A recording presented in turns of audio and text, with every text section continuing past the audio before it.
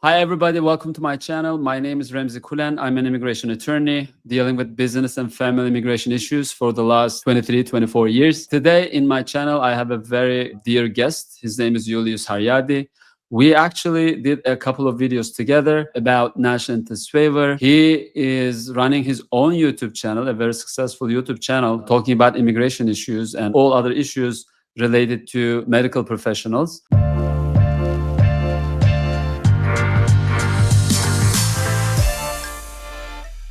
I'm going to let Julius introduce himself, and then Julius has some interesting questions that he wanted to ask me, and I said, why don't we do this in a YouTube video? Maybe many more people can see it. So, Julius, how are you? I'm good. Thank you so much for having me. Always appreciate it, Remzi. So, Absolutely. yes. So let me, tell the people in your channel about myself, right? Yeah. My name is Julius Haryadi. I'm internal medicine physician working here in the U.S. Currently, I'm working in New Hampshire, part of Mass General Brigham. I'm a primary care physician and also do hospital shifts sometimes on the weekend. And my main thing is I'm helping non-U.S. IMGs, immigrant like me, doctors, immigrant, to come to the US to get this training. So there's a lot of overlap with Ramses in the past. I don't know. We have known each other for a couple of months now, maybe more, right? And I related to see. visa immigration, because that's really a big thing for people who are immigrant, like non-US IMG to come to the US, they need a visa. So there is things that they have to overcome on top of exams, on top of your rotations, etc. They would need to know this. So I do have a couple of questions. I mean, we covered a lot of stuff in the past, and you can look up in my channel. But on top of that, for today, there are two main topics that I really want to cover. The first one is this big topic, hot topic in a couple of weeks that has been running on in LinkedIn about can J1 start and own LLC. So that's the first one. And the second one, which I think is very, very important because I have been talking to a lot of non-US IMG right now, and then they don't know what is an EB2 NIW. Whenever I ask them, have you ever heard of EB2 NIW? Especially people from, I did free mock interviews since June 2025. Depends on, when we film this and when you watch this. And I asked them if they're from Nigeria, if they're from Ethiopia, they have a hard time to get a visa to come to the US, but they've done so much research, so much contributions. And then I asked, well, have you heard about AB2 NIW? He said that, no, I never heard about it. I think this is a missed chance. And I think there's a lack of knowledge in a non-US IMG about this. So I figured, like, let's make a sessions. I'll put some more information there. And I have my dear friend, Mr. Remzi Kulen here, that we can help. We can help non-US IMG to be more aware of and then learn from this. So let's get it to go. Thank you, Julius. It's always interesting to respond to the questions from the IMG community because they have the most interesting questions. By the way, I like working with them because they are so smart, and it's always nice to work with them. They're doing so much for the community, and to be able to help in this sense and just being a part of their success or life story in the US just amazes me. My whole team likes working with IMG. So Perfect. without further ado, let me start with the first question, which Yes. is, can a J1 or an H1B for that matter Yeah. own and operate company in the US?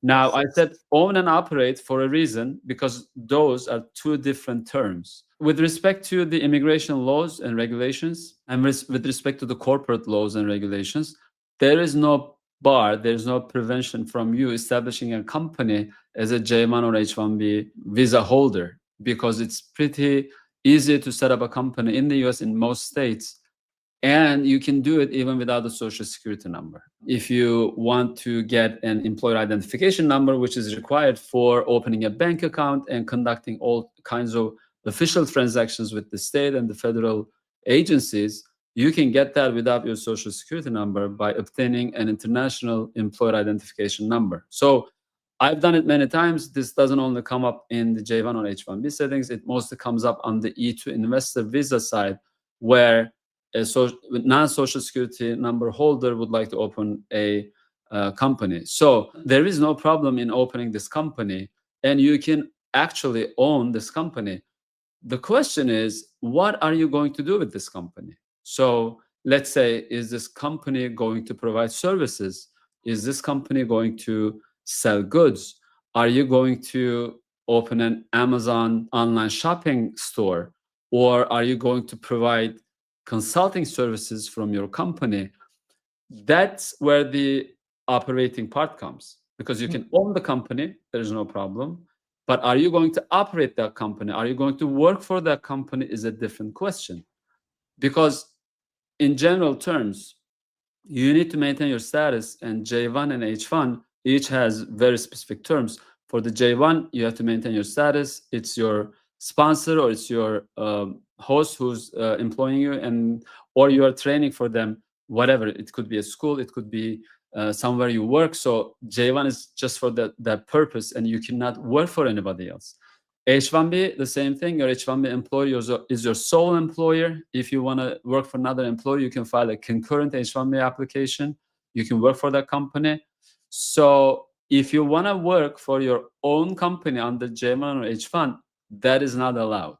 So that's the problem. You can own it, you cannot work for it. Now, when you operate it with not working for it, it might be a possibility, especially if you have independent contractors or you have people on the payroll working for you to make that company successful. In that sense, operating means controlling these employees, right? You can ask your employee what he did for the day. You can take a report. You can attend to board meetings. Theoretically, you can also open a bank account. But if you started talking to your customers from that company's customers, if you started taking orders, if you started packing packages sent to customers, if you're doing Amazon shipping, for example, or Amazon, if you have an Amazon store, that's the problem. That you cannot do. So if you differentiate between owning and operating, and then under operating, having people work for you and you work for yourself, that's where you draw the line. You cannot work for your own company. You can have your own company, but you cannot work for it. You either have people working for you, or that company doesn't make money at all. So then I don't know why that company is in existence in the first place. So I don't know if that answered the question, but that's where we draw the line. So, correct. So I have a follow-up question. So of course, I don't know if you can see the slides that I'm sharing here. Basically, the question is very straightforward. Can J1 physicians start and own LLC? I'm not saying operating here. The answer is yes. The answer is perfect. Yes. Thank you. Because that's what I have been, I believe that is the correct answer. Okay. So I want to give a little bit of background, because I want to give a little background because this is why I want to ask you these questions. This is kind of like the chronology conversations that happen in LinkedIn. Here you mentioned that if not involved in day-to-day operation, you just mentioned that. That is the second part of the question. Can he receive compensation from I want to ask that. Distribution? So as attorneys, we always have questions. Our answers is usually follow-up questions, right? So this question needs a follow-up question. Sure. Does the company have employees or independent contractors so that this company was able to make the money? So if the answer is yes, the company had independent contractors, employees, that's why this company made the money. I don't see any problem why the owner of the company cannot withdraw the profits or dividends from the company. Perfect. Okay. But if this company didn't have any employees or didn't have any independent contractors, how did this company make this money in the bank account? Then not only taking the dividends from the company, but also this company making money seems to be a problem. You seem to be violating status, right? Unless, for example, you have a partner who is a U.S. citizen or a green card holder or an EAD holder who can work for this company and he's doing the job. Yes. So that's a qualified yes. Fair enough. Okay. Fair enough. Okay. Now I wanted to move forward. Here is the LinkedIn post that I mentioned. Let's talk facts. If you're on a visa, this is illegal. I mean, doing making a start-on company is illegal. Your hospital, university, USCIS can take action against you. And then this is like big long pause. This is just a part of it that I comment on. I'm so confident that I'm right, right? And then because I have gone through so many visa. I've been on B1, B2. I've been on F1. I've been on F2. I've been on J1. I've been on waiver, I've been on H1B. I feel like even though I'm not an immigration attorney, I feel like I know enough to know. And so when there is these facts, right? I mean, I'm not gonna debate against an opinion, but this is a fact. I jump in and then I respond, no, you can start and own an LLC. I mentioned that. And then after that, yeah, sorry. No, it's okay. I think if they are saying in the sense that if you own a company, somebody can misunderstand and they can cancel your visa, there might be some truth in it. For example, if the school sees that, or if the company sees that you have a different company, they could automatically assume that you're working for that company and you're violating your status. So I'm not saying that cannot happen. It could happen. And sometimes we see it as cancellations, we see it as some requests for evidence. It could be questioned, but if somebody asks you, then you have the answers, you have the backup, you will be able to answer. If nobody asks you, but they cancel your visa, there is a problem. I agree. And it would be hard to convince them otherwise. And if they only listen to you, you can explain it. So you can actually set up a company, but if USCIS knows about it, if the school knows about it, how would they react is another question. Okay, I see. Sure, fair enough. But I'm kind of like focusing on the fact that you can own but not operate. Yeah. So exactly what you said. So I mentioned that you can start, but you can't operate. It's exactly on my comment. And then there's a lot of resistance saying, no, you cannot. And that's the time when I texted you. You were on vacation. I'm sorry. Yeah. Okay. And then I asked you, and then you said, yes, you can. And then if there is any making profit, then you probably should have a partner. You mentioned about the independent contractors and stuff, right? And then I replied to them. And I said that I already, okay, sure, I'm not a lawyer, right? Let me ask my lawyer. And then you responded, and I give them the response. And then the response from, there's still a lot of resistance in there, stating that, no, you're wrong. That was a shady recommendation from your lawyer. That was the statement that he made, and it was in the LinkedIn. Yeah. After that, it gets into this point, the one that you look it up at the slides right now. So one of the doctors send email directly to the ECFMG, Educational Commission for Foreign Medical Graduates, right. And they're the one that sponsored the J-1 visa. Right. They're the sponsor. Okay, and they ask, can a J-1 physician start or own an LLC? Now, this is the response from the ECFMG. Hold on a second, 1 second here. Okay, I should have shown this slide first because this is the email that doctor sent to the ECFMG. Right. Yes, they're asking legally allowed to do a business opening a company. Let me make a line there so people can read it. When it comes to opening a company, receiving payment in the US. Okay. And then J1 physicist location specific, employer specific. My understanding is that any work income outside the approved training program, starting business or offering paid services is violation of visa terms. However, I recently come across J1 residents who openly launching paid mentorship companies, USMLE guidance. Many are defending this as acceptable. I raise concerns this could be a violation and misinformation. Can ECFMG please clarify that? Okay, that. And I believe clear response will protect blah, blah, blah. Now I'm going to go back. Sorry. And this is their response. Thank you for your email. J1 physicians are not permitted to moonlight or receive additional compensation under any circumstances, as J1 physicians' training visa permits only those activities that are required part of the training program for which sponsorship was approved.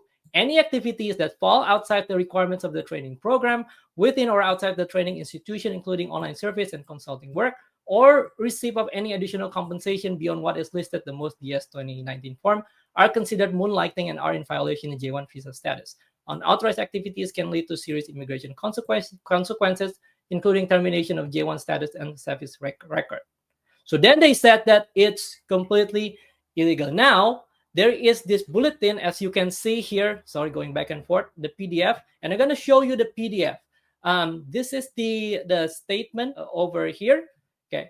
And then the takeaway, if we're going to save some time, physician may engage in and receive compensation for only those activities that are part of the training program, which ECFMG sponsorship was approved. Work outside of the approved training program is strictly prohibited.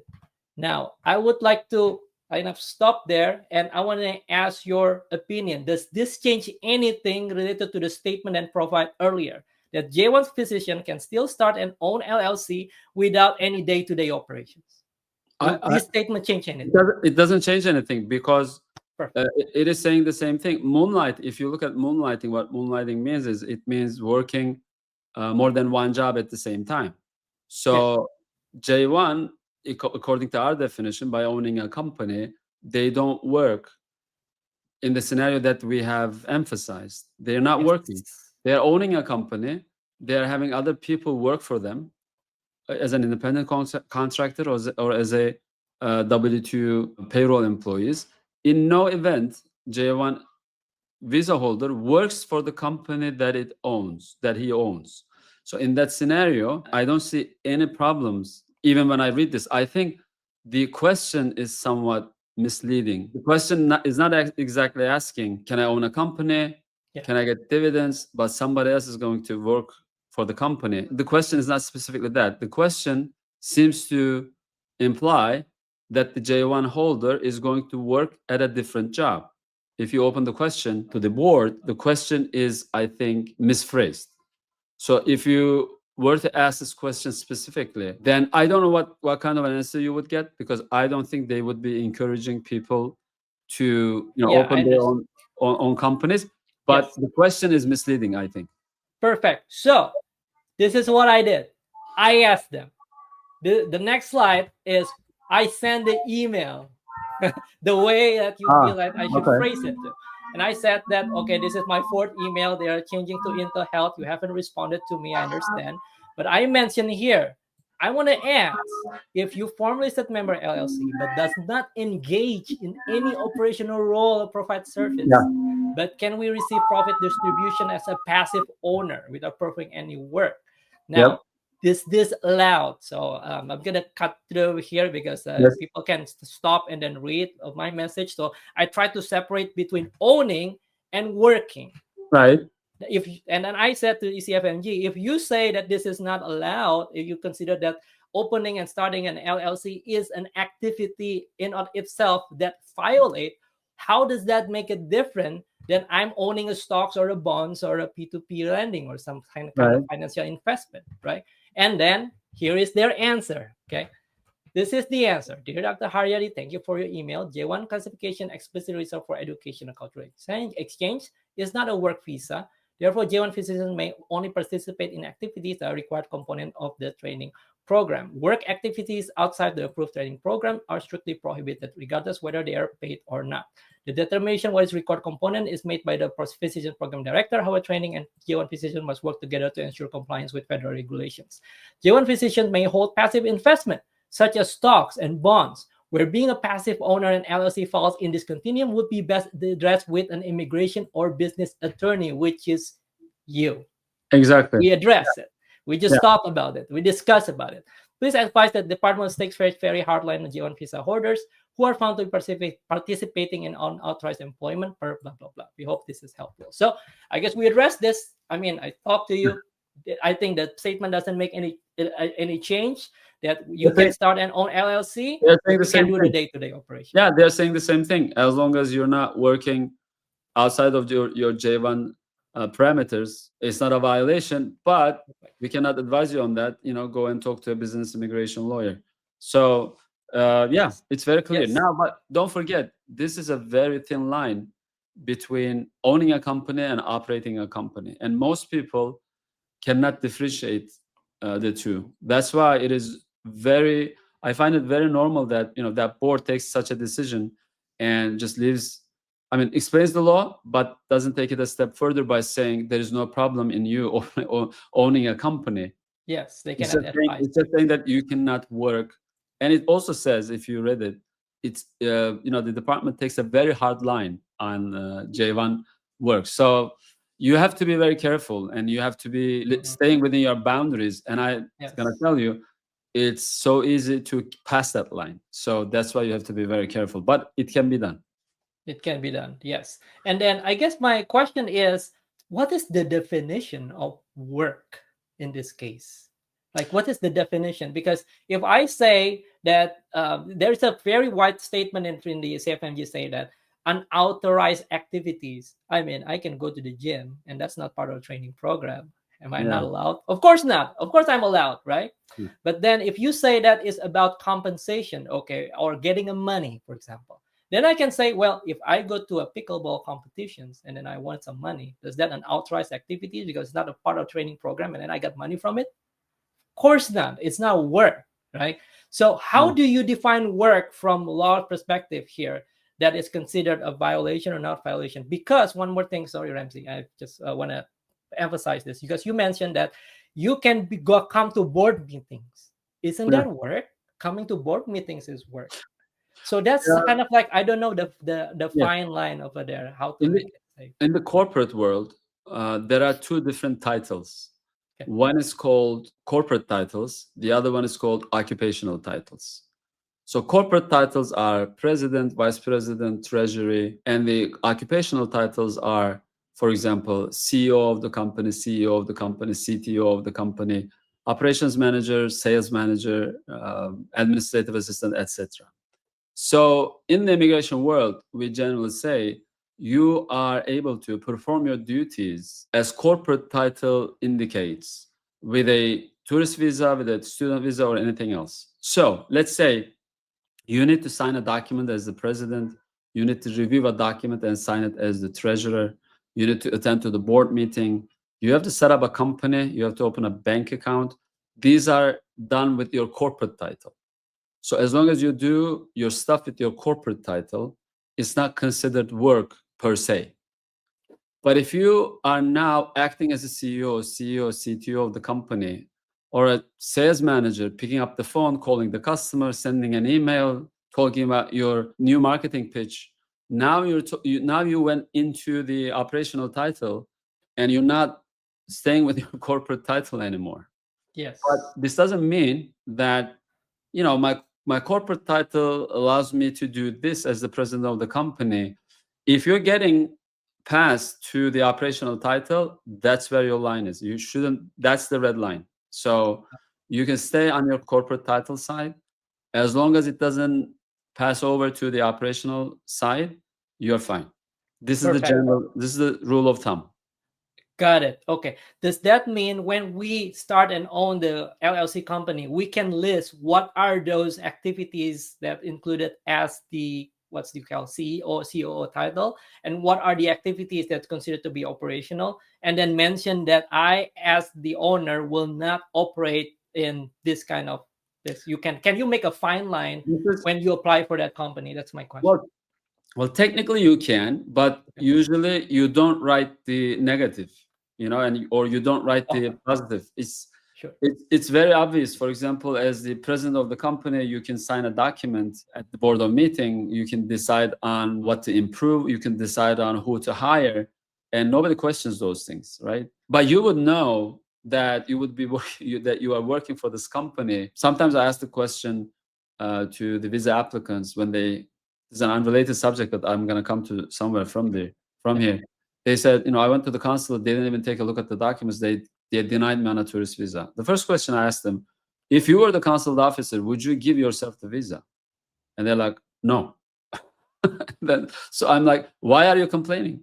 Because you don't have any ties with your country. You are a single guy. You're 20. If you leave, you're not going to come back. What are you talking about, right? So I asked the same question with the people who would like to set up a company. Like, when you work. If you don't work for the company, you're fine. But if you're asking all of this question as to what I can get from here, from there, oh no, I'm kind of working, but can I say I'm not working?